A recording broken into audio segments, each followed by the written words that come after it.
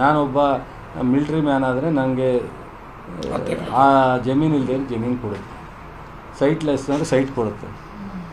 ಇವ್ರು ಹೇಳಿದ್ರೆ ಜಾಗ ಕೊಡೋಕ್ಕಾಗತ್ತಾ? ನಾನು ಹೇಳಿದ್ರೆ ಜಾಗ ಕೊಡೋಕ್ಕಾಗತ್ತಾ ಸರ್ಕಾರ? ನಾನು ಮಂತ್ರಿ ಇದ್ದೀನಿ, ಅಥವಾ ಇವ್ರು MLC ಅವನೇ ನಾಳೆ ಬೆಳಗ್ಗೆ ನನಗೆ 10 ಎಕರೆ ಜಾಗ ಕೊಡಿ ನಾನು ಕಂಪ್ನಿ ಮಾಡ್ತೀನಿ ಅಂತ ಕೊಡೋಕ್ಕಾಗತ್ತಾ? ಕಂಪ್ನಿ ರಿಜಿಸ್ಟರ್ಡ್ ಕಂಪ್ನಿ ಅಪ್ಲಿಕೇಶನ್ ಹಾಕಬೇಕು. ಅದು ಗೊತ್ತಿಲ್ವ ಅವ್ರಿಗೆ? ಇನ್ನೇನು ಅವರೇ ಹೇಳೋರಲ್ರಿ. ಲಾಸ್ಟ್ ಟೈಮ್ ಬಂದಾಗ ನಿಮ್ಮ ಮುಂದೆ ನಿಮ್ಮ ಪತ್ರಿಕಾ ಸ್ನೇಹಿತರೆ ನಂಗೆ ಹೇಳಿದ್ರು, ಫೈನಲಿ ಅವರು ಸೊ ಹೆಲ್ಪ್ಲೆಸ್ ಅನ್ನೋ ಥರ ಹೇಳಿದ್ರು, ಆಂಧ್ರಕ್ಕೆ ಹೆಚ್ಚು ಹೋಗ್ತಾ ಇದೆ, ನಮಗೆ ಆಗ್ತಾ ಇಲ್ಲ ಅಂತ ಹೇಳಿದ್ರು. ಅದನ್ನ ನೀವು ಹೈಲೈಟ್ ಮಾಡಿ.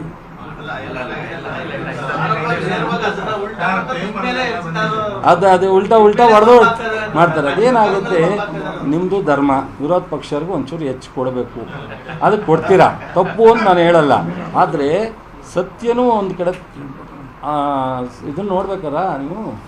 ಸತ್ಯನೂ ನಾನು ಇಷ್ಟೆಲ್ಲ ಮಾತಾಡಿದ್ದೀನಿ, ಅವ್ರು ಅಷ್ಟು ಮಾತಾಡಿದ್ರೆ 99% ಸುಳ್ಳಿರುತ್ತೆ, 1% ಸತ್ಯ ಇರುತ್ತೆ. ನಾನು ಇಷ್ಟು ಮಾತಾಡಿದ್ದೀನಿ, ಯಾವುದೆಲ್ಲಾರು ಒಂದು ಈ ಹೇಳಿದ್ರಲ್ಲಿ ನೀವಿಂಥ ಸುಳ್ಳು ಹೇಳಿದ್ರಿ. ನಾನು ಕಾರ್ಯಕರ್ತರ ಪರವಾಗಿ ನಿಂತಿರೋ ಸುಳ್ಳ, ನಾನು ಲೀಡ್ರನ್ನ ಅಧಿಕಾರ ಕೊಡಿಸೋದ್ರಲ್ಲಿ ಜನತಾದಳದಲ್ಲಿದ್ದಾಗ ಕಾಂಗ್ರೆಸ್ಸು ಬಂದಾಗ ಮಾಡಿರೋ ಸತ್ಯನ, ನಾವೇನೂ ಶಕ್ತಿ ಇಲ್ಲದೆ ಇದ್ದಾಗ MLCನ ಲೋಕಲ್ ಬಾಡಿಗೆ G. ಮಾದೇಗೌಡರನ್ನ ಗ್ರ್ಯಾಜುಯೇಟ್ ಕಾನ್ಸ್ಟಿಟ್ಯೂನ್ಸಿ ಗೆಲ್ಲಿಸಿದ ಸುಳ್ಳ, ಇವತ್ತು ಅಪೆಕ್ಸ್ ಬ್ಯಾಂಕಿಗೆ ಹೋಗಿರೋ ಸತ್ಯನ, SLD ಬ್ಯಾಂಕ್ ಹೋಗಿರೋ ಸತ್ಯನ, ಸೊ ಮತ್ತು ಜಿಲ್ಲಾ ಮಟ್ಟದಲ್ಲಿ ಇಷ್ಟೆಲ್ಲ ನಾವು ಅಧಿಕಾರವನ್ನು ಅಥವಾ ರಾಜ್ಯದಿಂದ 11 ಜನಕ್ಕೆ ನಿಗಮಗಳು ತಂದಿರೋ ಸುಳ್ಳ.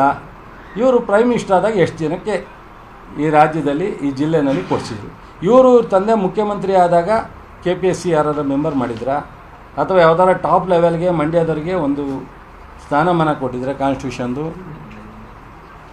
ಯಾವುದಾರು ಇದ್ದರೆ ಇವತ್ತೆಲ್ಲ ಇದನ್ನೆಲ್ಲ ನೋಡಿ ನಾನು ಇನ್ನೊಂದು ದಿವ್ಸ ಬಂದಾಗ ಕುತ್ತಿಗೆ ಹಿಡ್ಕೊಳ್ಳಿ, ಏಯ್ ಈ ಬರೀ ಕುಮಾರಸ್ವಾಮಿ ಅವರು ಜನತಾದಳದವ್ರು ಅಂತ ಹೇಳ್ತಿರಲ್ರಿ, ನೀವು ಯಾಕ್ರಿ ಸುಳ್ಳು ಹೇಳಿದ್ರಿ ಅಂತ ಕೇಳಿ ನಾನು ಕೇಳಿ.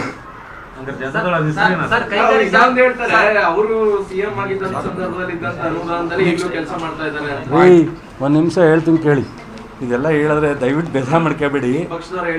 ಕೇಳಿ, ಎರಡೇ ಎಕ್ಸಾಂಪಲ್ ಕೊಡ್ತೀನಿ. ಒಂದು 1917-18ರಲ್ಲಿ ಮಾಗಡಿಯಿಂದ ನಮ್ಮ ಕುಶಾಲನಗರಕ್ಕೆ ಒಂದು ರಸ್ತೆ ಮಾಗಡಿ ದೇವಲಾಪುರ KR ಪೇಟೆ ಮೇಲೆ ಅಪ್ರೂವ್ ಆಗಿತ್ತು 17-18. ಸರ್ಕಾರ ಕುಮಾರಸ್ವಾಮಿಯವ್ರದ್ದು ಕಾಂಗ್ರೆಸ್ ಪರ ಬೆಂಬಲಿತ ಸರ್ಕಾರ ಬತ್ತು 18ರಲ್ಲಿ. 1 ವರ್ಷ 2 ತಿಂಗಳು ಅವರೇ ಮುಖ್ಯಮಂತ್ರಿ ಇತ್ತು. ಆವಾಗ ಆ ಕೆಲಸ ಕಮೆನ್ಸ್ ಆಗಲಿಲ್ಲ. ಆ ಕಾಂಟ್ರಾಕ್ಟ್ರು ರೇವಣ್ಣರ ಮಧ್ಯದಲ್ಲಿ ನಡೆದಂಥ ವ್ಯತ್ಯಾಸದಿಂದ ನೋಡಿರಲಿಲ್ಲ. ಅದಾದ ಮೇಲೆ ಯಡಿಯೂರಪ್ಪನವ್ರು ಬಂದಮೇಲೆ ಸ್ಟಾರ್ಟ್ ಆಯಿತು. 4 ವರ್ಷ ಪ್ಯಾಚ್ ಆಗಿತ್ತೆ ವಿನ ಆಗಿರಲಿಲ್ಲ. ಈಗ ನಾನು ಬಂದ ಮೇಲೆ ಯಾವುದು ನಮ್ಮ ಹಿಂದಿನ ಕಾಂಗ್ರೆಸ್ಸು ಸಿದ್ದರಾಮಯ್ಯನವ್ರು ಮಾಡಿದಂಥ ಕೆಲಸ, ಸೊ ಈ ಈ ಕೆರಗೋಡು ರಸ್ತೆ ಇದೆಯಲ್ಲ, ಅದು ಯಾವ ಸ್ಥಿತಿಲಿತ್ತು, ಆ ರಸ್ತೆ ಯಾವ ಸ್ಥಿತಿ ಇತ್ತು, ನಿಮ್ಮ ಪೆಟ್ರೋಲ್ ಬಂಕು ನಮ್ಮ ಆತ್ಮಾನಂದ ಅವ್ರ ಪೆಟ್ರೋಲ್ ಬಂಕ್ ಹತ್ರ ಯಾವ ಸ್ಥಿತಿಲಿತ್ತು ನಿಮಗೆ ಗೊತ್ತಿಲ್ಲ. 5 ವರ್ಷ ಕಾರ್ಯಮನೆ ಗೇಟು. ಸೊ ಈಗ ನಮ್ಮ ಸರ್ಕಾರ ಬಂದ ತಕ್ಷಣ ಇದನ್ನು ಮಾಡಿ ನಮ್ಮ ದೇವಲಾಪುರದಿಂದ ನಾಗಮಲಕ್ಕೆ ಫಾರೆಸ್ಟ್ ನೀವು ಹೋಗಿರ್ಬೇಕು, ಯಾವಾಗಾರ ಆಗದೇ ಇದ್ದ ಕೆಲಸನ 3 ಬಾರಿ ನಾನು 2 ವರ್ಷದಲ್ಲಿ ಕೇಂದ್ರ ಸರ್ಕಾರಕ್ಕೆ ಪತ್ರ ಬರೆದು ಅದನ್ನು ಏನೇನೋ ಮಾಡಿ ಕನ್ವಿನ್ಸ್ ಮಾಡಿ ಫಾರೆಸ್ಟ್ ಅಧಿಕಾರಿಗಳನ್ನ ಮೊನ್ನೆ ಕೆಲಸ ಕಂಪ್ಲೀಟ್ ಮಾಡಿ ಸೊ NHAನಲ್ಲಿ ನಿಮಗೆ ಎಲ್ಲ ಗೊತ್ತು, ಮೈಸೂರು ಟು ಬೆಂಗಳೂರು ಏನೆಲ್ಲ ಅವ್ಯವಸ್ಥೆ ಆಗಿತ್ತು.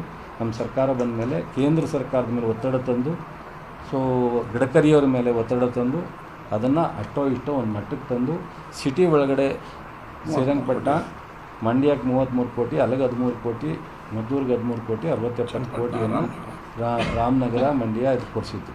ಇವೆಲ್ಲ ಏನೂ ಮಾಡ್ದಲೇ ಸುಮ್ಮನೆ ಏನೋ ಒಂದು ಮಾತಾಡ್ತಾರ್ರಿ. ನಾವು ಹಿಂದೆ 2013-18 ಮಾಡಿದಂಥ ಕೆಲಸನ 18ರಿಂದ 23 ಮಾಡಿದ್ರೆ ವಿನ 18ರಿಂದ 23 ಮಾಡಿದ ಕೆಲಸ ಯಾವುದೂ ಇಲ್ಲಿಲ್ಲ. ನಾವು ಬಂದು 13ರಿಂದ 18 ಮಾಡಿದಂಥದ್ದನ್ನ ಕಂಪ್ಲೀಟ್ ಮಾಡಿ ಈ ವರ್ಷ ಈಗ ಹೆಚ್ಚಿಗೆ ಕಡಿಮೆ ಇವನ ಕ್ಷೇತ್ರದಲ್ಲಿ ಕನಿಷ್ಠ ವರ್ಸ್ಟ್ ಅಂದರೆ ನನ್ನ ಅನಿಸಿಕೆ 1,000 ಮಿನಿಮಮ್ ಬರೀ ಡೆವಲಪ್ಮೆಂಟ್ಗೆ, ಇರಿಗೇಷನು, PWD, RDPR ಮಿನಿಮಮ್ 1,000 ಕೋಟಿ ಮಂಡ್ಯ ತಾಲೂಕು. ಒಂದು ವಾರ್ಡ್ಗೆ 50 ಕೋಟಿ. ಈಗ 50 ಕೋಟಿ ಇವರು 5 ವರ್ಷದಲ್ಲಿ ಯಾವುದಾರ MLA, ಹಿಂದೆ ಇವರು 2 ಸಾರಿ ಮುಖ್ಯಮಂತ್ರಿ ಆದರು, ಯಡಿಯೂರಪ್ಪ ಮುಖ್ಯಮಂತ್ರಿ ಆದರು, ಬೊಮ್ಮಾಯಿ ಮುಖ್ಯಮಂತ್ರಿ ಆದರು. ಯಾವ್ದಾರ ಒಬ್ಬ MLA 50 ಕೋಟಿಯನ್ನು ಒಂದೇ ಬಾರಿ ಅವರ ತಾಲೂಕಿನ ಅಭಿವೃದ್ಧಿಗೆ ಕ್ರಿಯಾ ಯೋಜನೆ ಅಲ್ಲದೆ PWDನಲ್ಲಿ ಕ್ರಿಯಾ ಯೋಜನೆ, ಈಗ SSDBನಲ್ಲಿ 30 ಅದೇ ಕಣೋ KD ಇದು ಈಗ 50 ಕೋಟಿ ಅಲ್ಲದೆ PWDನಲ್ಲಿ SSDBನಲ್ಲಿ 30 ಕೋಟಿ ಕೊಡ್ತಾಯಿದ್ದಾರೆ, 25 ಕೋಟಿ ಕೊಡ್ತಾರೆ. ಇರಿಗೇಷನಲ್ಲೂ ಕೊಡ್ತಾರೆ. ಅದಲ್ಲದೆ ವಿಶೇಷ ಅನುದಾನ ಅಂತೇಳಿ ಗ್ಯಾರಂಟಿ ಅಂತಾರಲ್ಲ, ಗ್ಯಾರಂಟಿಗೆ ದುಡ್ಡು ಕೊಟ್ಟವಂಥ ಗ್ಯಾರಂಟಿನೂ ಒಂದು ರಾಜ್ಯದ ಎಕನಾಮಿಕಲಿ ಜನರಿಗೆ ಅನುಕೂಲ ಆಗುವಂಥ ಒಂದು ಯೋಜನೆ. ಅದನ್ನು ಹೊಟ್ಟೆ ಉರಿಲಿ ಕ್ಯೂಚ್ಕೊತಾ ಇದ್ದಾರಲ್ಲ.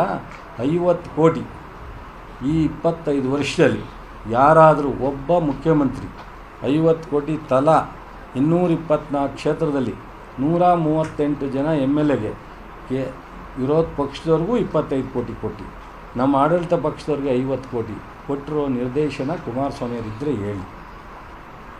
ಹೇಳಿ ಅವರ. ಸೊ ಅಭಿವೃದ್ಧಿಗೆ ಅವ್ರ ಅಭಿವೃದ್ಧಿನ ನಾವೆಲ್ಲ ಮಾಡ್ತಾ ಇರೋದು. ನಾವು 5 ವರ್ಷದಲ್ಲಿ, ಈಗ 2.5 ವರ್ಷದಲ್ಲಿ ಸಾಕು ಬೇಕಾಗೋಟ್ಟು ಮಾಡ್ತಿದ್ವಿ. ಬಟ್ ಆದರೆ ಸ್ವತಂತ್ರ ಬಂತವಿಂದ ಇಲ್ಲಿವರೆಗೆ ಆಗದೇ ಇರೋ ಕೆಲಸನೂ ಈ 5 ವರ್ಷದಲ್ಲಿ ಮಾಡೋಕ್ಕಾಗುತ್ತಾ? ಮಾಡೋಕ್ಕಾಗಲ್ಲ. ಒಂದೇ ಕ್ಷೇತ್ರಕ್ಕೆ ಮಾಡಬೇಕು ಅಂತಂದ್ರೆ 10,000 ಕೋಟಿ ತಂದ್ರೂ ಕಂಪ್ಲೀಟ್ ಮಾಡೋಕ್ಕಾಗಲ್ಲ. ಪ್ರತಿ ಊರು ನನ್ನಲ್ಲಿ 644 ಹಳ್ಳಿ ಅವೆ. ಎಲ್ಲಿಂದ ಎಲ್ಲನೂ ಒಂದೇ ಸಲ ಮಾಡೋಕ್ಕೆ ಸಾಧ್ಯ ಆಗಲ್ಲ. ಹಂತವಾಗಿ ಮಾಡಬೇಕಾಗತ್ತೆ.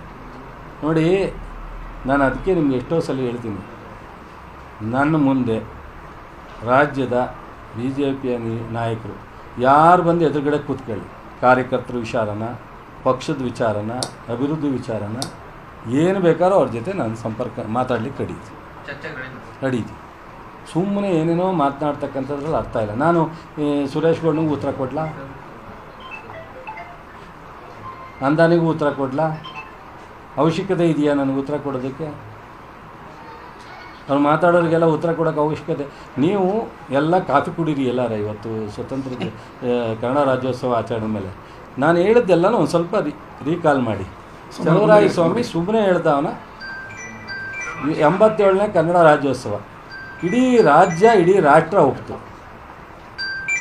ನಾವು ಹೆಂಗೆ ಮಾಡ್ತೀವಿ ಅಂತ. ಇಡೀ ರಾಜ್ಯ ಇಡೀ ರಾಷ್ಟ್ರ ಸ್ವತಂತ್ರ ದಿನಾಚರಣೆಗಿಂತ ಸ್ವತಂತ್ರಕ್ಕಿಂತ ಮೊದಲು ಮಹಾರಾಜರು ಕೊಟ್ಟಿದ್ದಂಥ ಸಂಶೋಧನಾ ಕೇಂದ್ರವನ್ನು ಯೂನಿವರ್ಸಿಟಿ ಮಾಡಿ ಯಾಕೆ ಮಾಡಲಿಲ್ಲ ಇಲ್ಲಿವರೆಗೆ? ಇವರು ಮಂಡ್ಯ ಅಂತಾರಲ್ಲ, ನಂದು ಮಂಡ್ಯ ನಂದು ಅಂತ ಹಿಂಗೆ ಅಂತಾರಲ್ಲ. ಯಾಕೆ ಯೂನಿವರ್ಸಿಟಿ ಮಾಡಲಿಲ್ಲ? ಅವರು ಅಧಿಕಾರ ಇದ್ದಾಗ ಚಲುವರಾಯ ಸ್ವಾಮಿನೇ ಬರಬೇಕಾಗಿತ್ತ ಯೂನಿವರ್ಸಿಟಿ ಮಾಡಲಿಕ್ಕೆ. ಯೂನಿವರ್ಸಿಟಿ ಮಾಡಿ ನಾನು ಸುಮ್ಮನಿಲ್ಲ. ಅಡ್ಮಿನಿಸ್ಟ್ರೇಟಿವ್ ಬಿಲ್ಡಿಂಗ್ 70 ಕೋಟಿ ರಿಲೀಸ್ ಮಾಡಿಸಿದ್ದೀನಿ. ಬೇರೆ ಬೇರೆ ಡೆವಲಪ್ಮೆಂಟ್ಗೆ 25 ಕೋಟಿ ರಿಲೀಸ್ ಮಾಡಿಸಿದ್ದೀನಿ. ನೋಡ್ರಿ, ನಾನು ನಮ್ಮಪ್ಪ ದೊಡ್ಡ ರಾಜಕಾರಣಿ ಅಲ್ಲ, ಒಬ್ಬ ರೈತನ ಮಗ. ನನಗೆ ಬ್ಯಾಕ್ಗ್ರೌಂಡ್ ಇಲ್ಲ, ಹಳ್ಳಿಯಿಂದ ಬಂದಿದ್ದೀನಿ. ಅವತ್ತಿಂದನೂ ಹೋರಾಟ ಮಾಡ್ಕೊಂಡ್ಬಂದಿದ್ದೀನಿ. ನಾನು ರಾಜಕಾರಣದಲ್ಲಿ ಈ ಜಿಲ್ಲೆ ಜನ, ಈ ಕ್ಷೇತ್ರದ ನಾಗಮಂಗಲ ಕ್ಷೇತ್ರದ ಜನ ನನ್ನ ಕೈ ಹಿಡಿದಿದ್ದಾರೆ ವಿನ ಅವತ್ತಿನ ಕಾಲಕ್ಕೆ ಹೇಳ್ತಾರೆ. ಯಾರೋ ಕಾರ್ಯಕರ್ತರು ಗೊತ್ತಿಲ್ಲದೆ ಇರೋ ಪಾಪ ದೇವೇಗೌಡರು ಬೆಳೆಸಿದ್ರು, ಕುಮಾರಸ್ವಾಮಿ ಬೆಳೆಸಿದ್ರು. 99ರಲ್ಲಿ ಚುನಾವಣೆ ನಿಂತ್ಕೊಂಡಾಗ ನಾನು ಒಬ್ಬನೇ ಗೆದ್ದಿದ್ದೇನೆ. 94 99 ನಮ್ಗೆ ಕಿರುಕುಳ ಕೊಟ್ಟಿದ್ದರು. ಬಟ್ ನಾನು ಯಾರ ಹತ್ರ ಹೇಳ್ಕೊಳ್ಳಿ ಸರ್. ಕುಮಾರಸ್ವಾಮಿ ಅವರು ಸರ್ CSR ಫಂಡ್ ಬಿಟ್ಟು ಯಾವುದು?